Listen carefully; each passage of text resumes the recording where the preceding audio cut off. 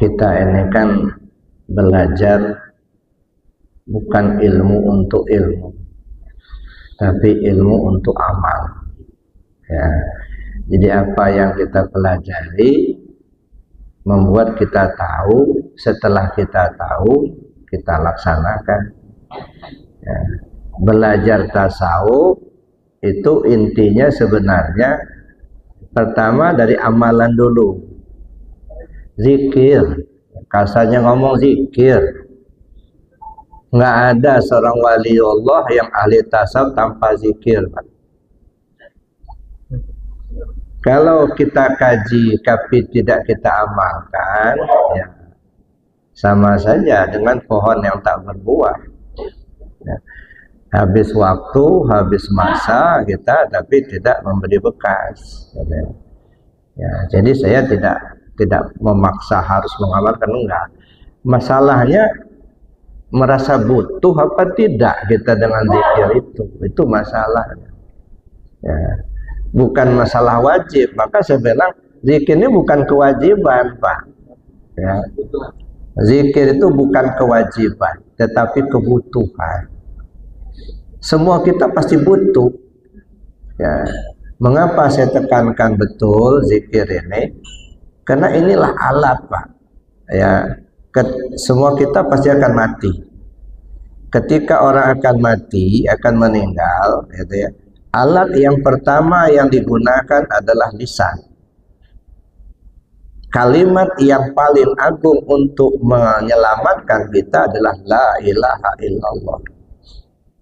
Nah, kalau masih sehat begini tidak terbiasa nyebut itu, khawatir nggak muncul, Pak, itu ketika akan mati. Satu, kalau lidah sudah keluh, sudah nggak bisa ngomong lagi, mana alat yang bisa kita gunakan? Hanya hati. Nah, kalau hati ini juga nggak pernah terlatih zikirnya, gimana cara zikirnya? Tenggelamlah itu, Pak. Berenang di lautan lepas, nggak ada pegangan, udah kelelep lah itu. Ini makanya kebutuhan sekarang. Ya. Ketika orang akan meninggal, akan mati, gitu ya, lisan digunakan. Kalau lisan sudah tak bisa digunakan, hati. Kalau hati ini nggak pernah dilatih, gimana cara zikirnya hati? Zikir khafi itu gimana? Ya, dipelajari tapi tidak diamalkan atau tidak pernah dipelajari. Gimana cara zikirnya hati ini? Sudah. Ini hanya ini yang bisa kita gunakan. Ya, dah. Lisan sudah keluh, sudah tak bisa ngomong lagi, satu-satunya hati. Nah, di samping hati, napas kita akan keluar, Pak. Ya, dah. Nah, ketika napas keluar ini nanti, apa zikir yang kita pakai? Itulah gunanya zikir anfusiyah. Makanya selalu saya tekankan ini dulu. Ya, nah. Nggak mungkin, Pak, kalau hanya paham aja, ngaji aja, tapi nggak dipraktekkan. Ya, nggak berbekas. Ya, nah.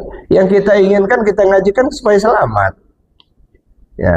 Selamat kita dalam menempuh kehidupan ini. Ingat Allah.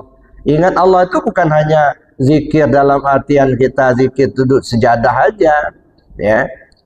Zikir terus menerus ingat kepada Allah. Kenapa? Kalau kita ingat Allah, selamat, Pak, insya Allah. Ya dah. Silakan jadi pedagang. Pedagang yang ingat Allah tidak akan ngurangin takaran dan timbangan. Karena dia ingat Allah. Silakan jadi petani. Petani yang ingat Allah pasti tidak akan mengurangi batas tanah. Silakan dia jadi pejabat. Pejabat yang ingat Allah tidak akan jadi korupsi. Walaupun sendirian dalam kamar. Walaupun dia sendiri yang otak-atik angka-angka itu. Tapi ingat Allah.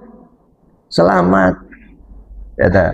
Jadi bukan zikir itu bukan hanya duduk nongkrong di tikar sajadah, itu mah melatihnya, ya dah. Tapi pada akhirnya kita terapkan dalam kehidupan kita. Sampai kita meninggal pun itu ingat Allah. Nah, ingat Allah ini kan tentu kita bukan namanya yang kita ingat, tapi yang bernama Allah. Nah, di situ pentingnya kita ngaji, kaji paham.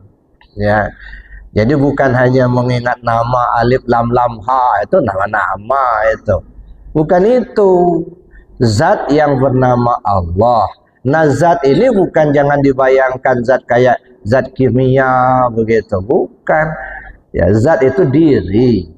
Bahasa tauhidnya zat, tapi maksudnya dirinya Allah itu. Tapi kan Allah itu kan laisa kamitsli syai'un, tidak bisa diumpamakan dengan sesuatu. Makanya tidak ada sebutan lain kecuali zat itulah, atau ruangan kosong gitu. Ya, jadi sebenarnya zat itu bukan seperti zat gula, bukan itu. Zat itu artinya dirinya Allah itu. Nah, jangan bicara tentang dirinya Allah, akal kita nggak nyampai, Pak. Stres itu nanti. Itu maka istilahnya zat itu ya.